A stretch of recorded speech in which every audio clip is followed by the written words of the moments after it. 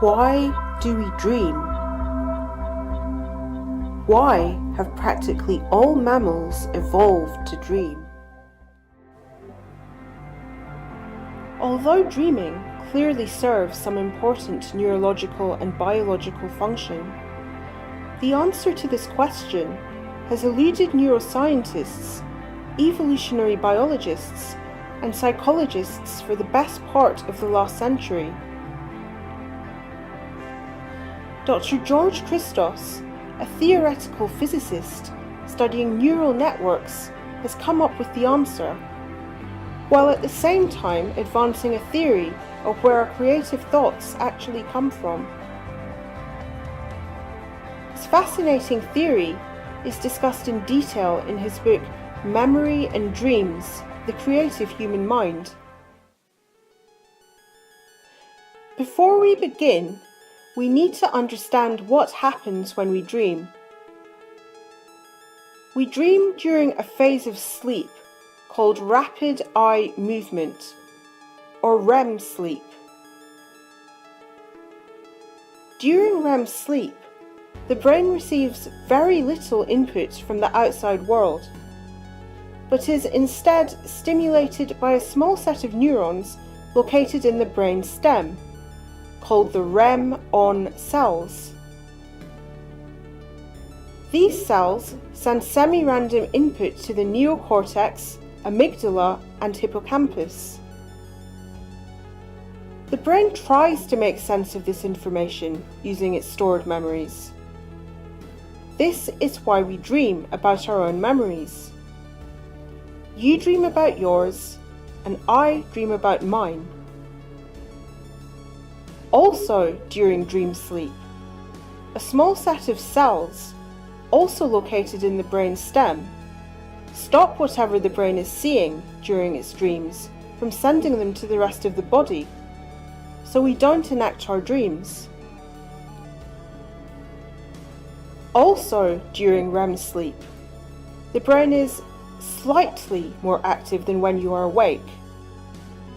More blood flows into the brain, and there is an increased amount of asynchronous activity compared to other sleep stages.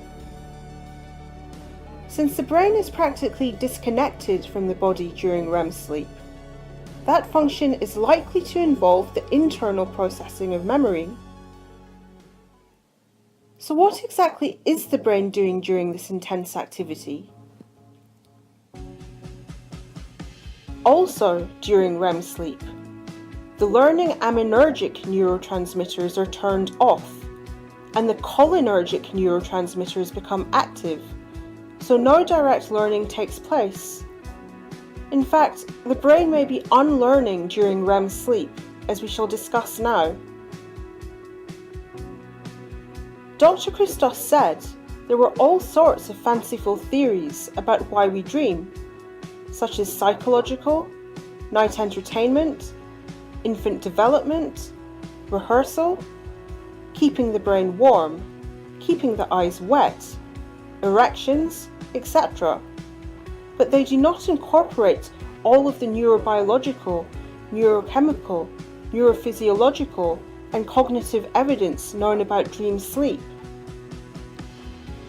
Many people believe that dreaming serves some sort of important psychological function, but this is not true.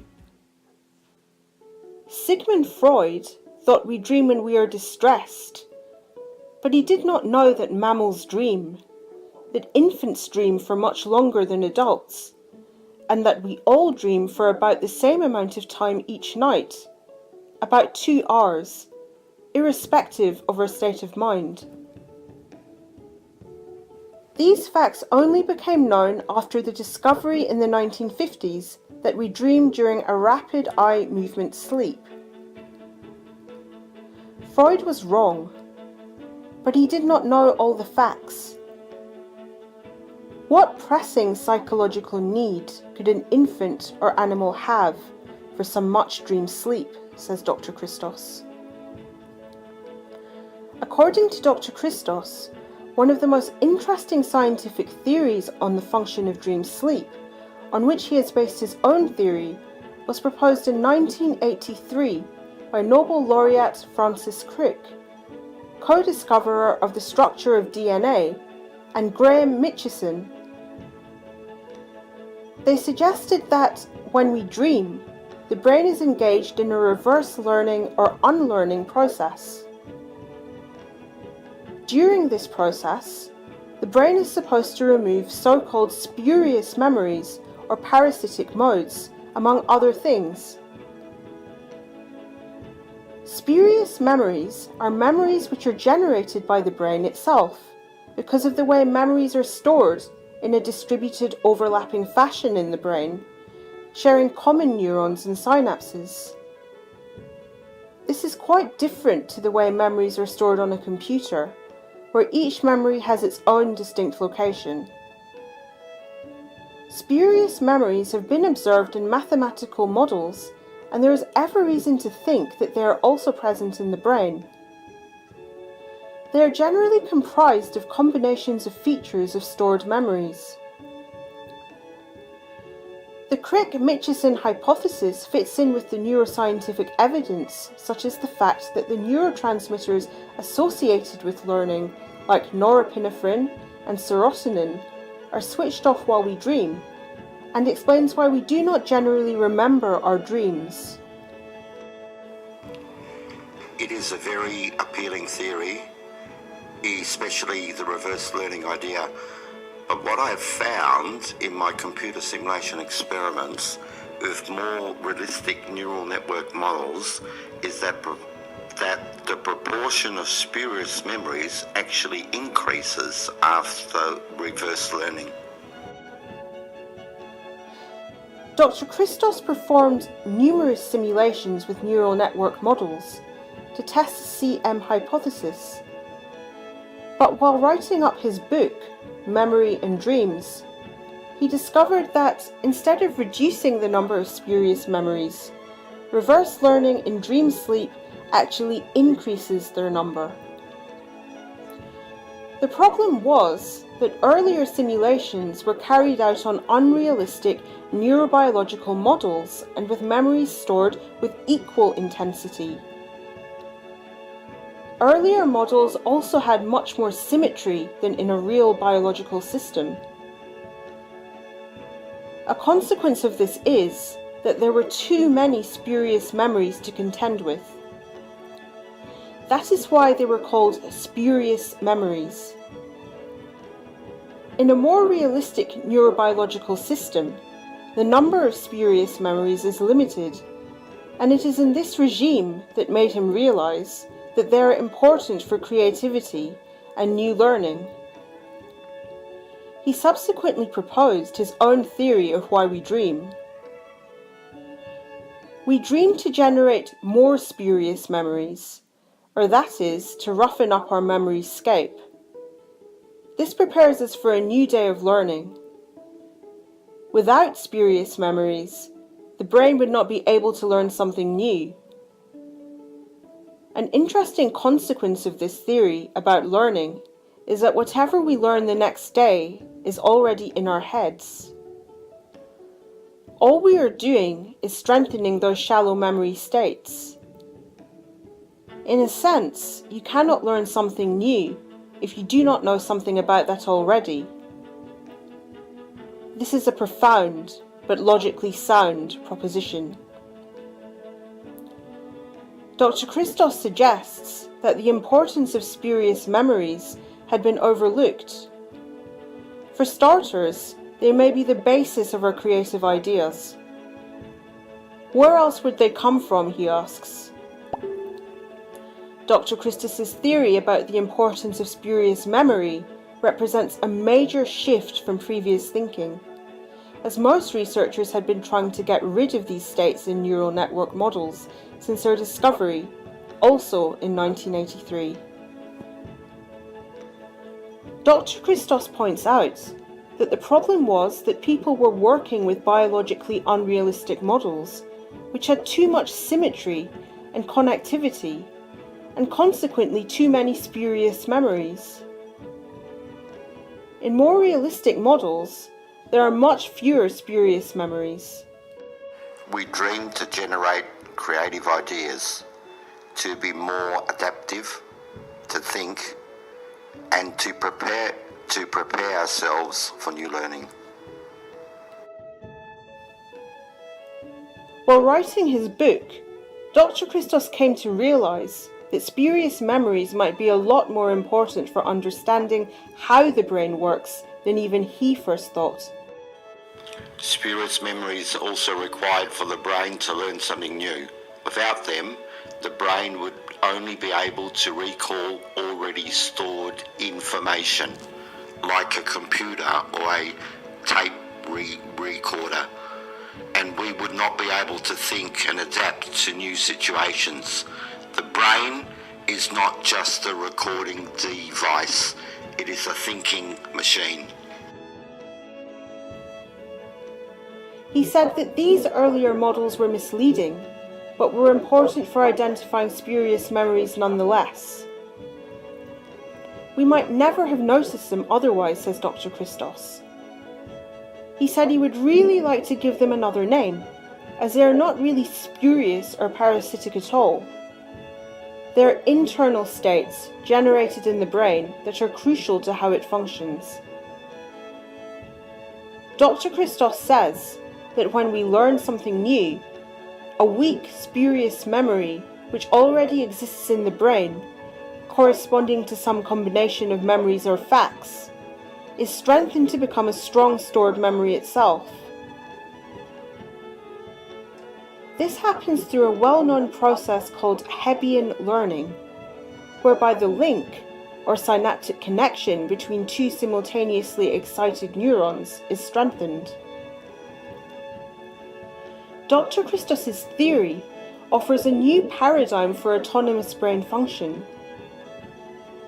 The brain generates new spurious memories based on previous experiences and learns from them, generating newer ones in the process, and so it goes on and on. What is also particularly interesting about all of this is that since spurious memories are based on previous knowledge, everything you're about to learn is in a sense already in your head, says Dr. Christos. This should not be so surprising, as you could hardly learn something about quantum field theory unless you already knew something about it. It would not mean anything to you if you knew nothing about it, he said. Albert Einstein once said that imagination is more important than knowledge. George Christos says, but imagination is based on knowledge. Dr. Christos now suggests that among other things, we dream to generate spurious memories, states which are important for brain function. We dream to roughen up our memory space, or that is, generate more spurious memories, so we can learn new things the next day, so we can be more creative, so we can adapt to new situations, and so we can think, he says. This prepares us to adapt to an ever-changing environment. Dreaming, through reverse learning, also help to process recent memory, ease obsession, the dominance by a few strong memories, and help us to forget useless and weak old memories. This may explain why we tend to dream a lot about a relative just after they have died, and recall trivia from our childhood during dreaming, says Dr. Christos. Crick and Mitchison suggested that through reverse learning, spurious memories are pruned, and this would allow mammals to have much smaller and more compact brains. Part of this was based on the fact that the echidna, an Australian ant-eating egg-laying primordial mammal, did not seem to have any REM sleep, and had a much larger brain than other mammals for its size. But it has since been discovered that the echidna also has REM sleep. The Crick and Mitchison hypothesis cannot explain why the size of one's head is so important. Why would water mammals, like whales and dolphins, need to have any REM sleep. The weight of their heads is supported by the buoyancy of the water. In any case, the Crick-Mitchison hypothesis is not supported by Dr. Christos's computer simulation experiments with more realistic models, which actually suggest the opposite is true. He found that dreaming, or reverse learning, generates more spurious memories. Dr. Christos proposes that when we dream, we reverse learn. But instead of eliminating spurious memories, we actually generate more of them. This prepares us for new learning the next day and allows us to be more creative, flexible, and adaptive in an ever-changing environment, he says. This would explain why we and all other mammals have evolved to have dream sleep, and why infants may need so much REM sleep. Further information about Dr. Christos's dream sleep and creativity theories can be found on his website or in his book. George Christos believes that other animals, like birds and fish, might also have some sort of REM sleep equivalent to help them adapt and survive in an ever-changing environment, and that true artificial intelligence will need to have something like this inbuilt into them to make them more adaptive and creative, and be more than just robots.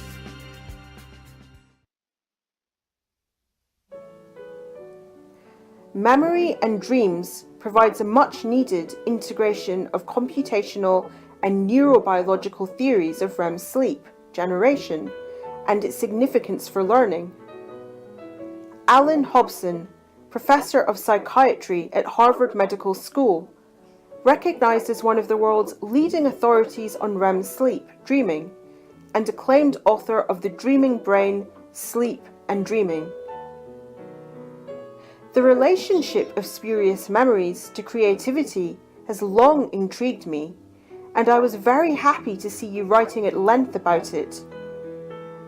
John Hopfield, professor of molecular biology, Princeton University, neural network guru, originator of attractor neural networks, and co-discoverer of spurious memories. New Scientist, fascinating book on the relationship between memory and dreams. Controversial? Possibly. Fascinating? Definitely. Campus Review, a remarkable new book. Christos's book is a fascinating read for anyone concerned with how the human mind works.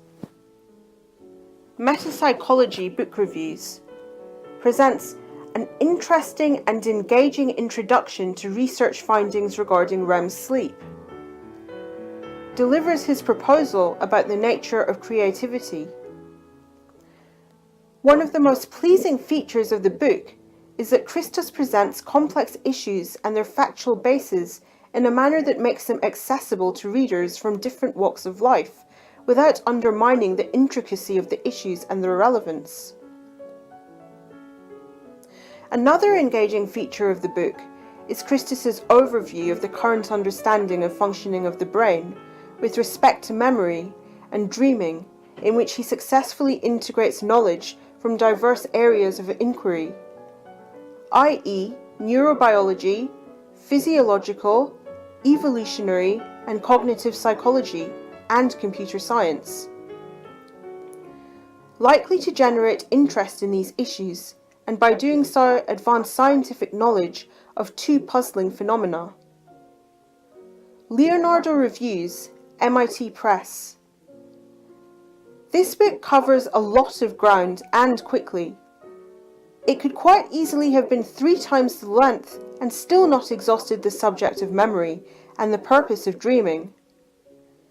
What Christos has achieved is a sharp, clear, no waffling on presentation of the latest findings in neurophysiology, neurobiology, and dream sleep experiments concerning how the brain stores, processes, and develops memory, and the relationship of dreams to memory, and is involved in creative pursuits. The Times Literary Supplement, London. Why do we dream, and do our dreams mean anything? Why are we even the mightiest computers incapable of what we call creativity? Why, if we have a difficult problem, does sleeping on it so often help? These are some of the questions to which George Christos gives answers in his neuroscientific and mathematical exploration of the creative human mind. Sometimes, though, input can lead to an attractor that is not itself a memory, but is formed from components of existing ones, known as a spurious state. It is argued that, far from being a nuisance, these states enable us to generate creative new ideas from existing memories. Christos believes that dreams are caused by random brainstem stimulation of the cerebral cortex, and that their function is to unlearn some of what was learned the previous day, and generate new spurious states to stimulate creative problem solving. We do not dream the actual solutions to problems, but dream to roughen up the memory landscape so that these solutions are more likely to be generated later. Memory in dreams is an informed, intuitive, and refreshingly opinionated fusion of established science. It seems to me that we agree that creativity is partly due to becoming aware of concepts and that are related, but not obviously so. This might be helped by spurious attractors. Mitchison and I suggested that REM sleep diminished these, so we thought that the unlearning we had postulated would tend to make a person less creative and more matter-of-fact. You and I both think that spurious memories could help creativity, but we suggested REM sleep decreases them, while you suggest it could increase them. Francis Crick, Nobel laureate, co-discoverer of the structure of DNA and the basis of biological life.